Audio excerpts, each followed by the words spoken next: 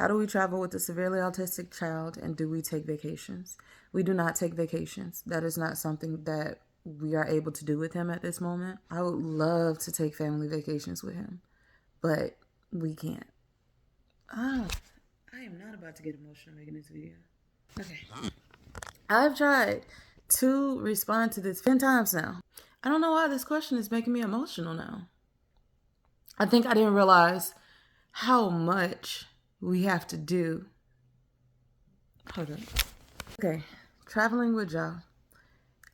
It takes a lot mentally, and luckily Jay and I, we understand what needs to be done, and we do it. The only time that we travel with him is when it is absolutely mandatory. Jennifer is military. We have our military moves. Outside of that, we make sure that he is able to be at home doing his daily routines and in the comfort of his room. When we do travel with him, we always look for Airbnbs so that it's less stressful for us and we're not connected. They are far more ideal than hotels. With our last PCS, we did have to stay in a hotel for like 3 or 4 nights, and it was brutal. It was so mentally exhausting.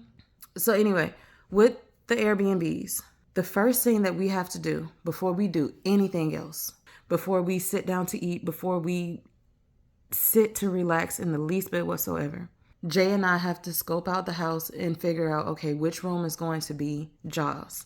Once we figure that out, I have to take a video of the room so we can see where everything is placed. Third thing we do is Jaja proof it. If it is light enough for him to pick up or knock over or rip off the wall, we have to remove it from the room. This is no exaggeration.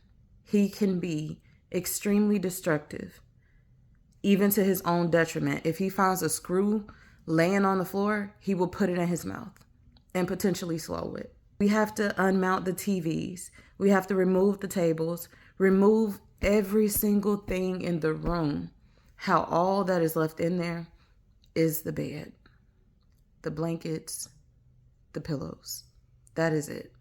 The fourth thing that we do is figure out, okay, how are we going to lock him in this room when it's nighttime and we're sleeping so that he's not able to break out. And then whenever we are checking out to leave, whenever it's that last day there, the very last thing that we do after we've packed up every single thing else is put that room back in order the way that it was when we got there. The one time that we did stay in a hotel, it was when we were moving up here.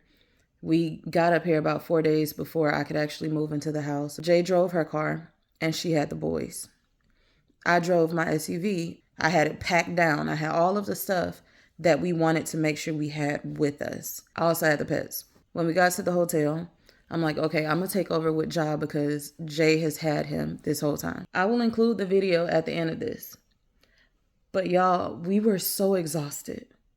We were so exhausted. Both of us had to do that, 14, 15 hour travel, driving our separate vehicles. And we couldn't even just get to the hotel and go to sleep and relax because Ja was on 10.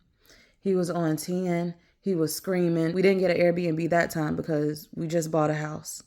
We needed to do in that moment what was most cost efficient. Jay and I can't be up helping him at the same time. We cannot burn out at the same time. So as I was trying to sleep, I kept waking up and I noticed that Jay was up with Ja at like 1 in the morning.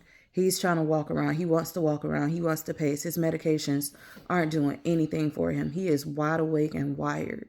Eventually, like after an hour or so, I was like, babe, you need to rest. You go to sleep. I'm going to take him outside in my SUV so that he can be in a familiar environment. And you can go to sleep. He's not screaming in here, disturbing everybody in this hotel. But most importantly, above anybody else's discomfort, Jay could go to sleep. Jay could get some much needed rest.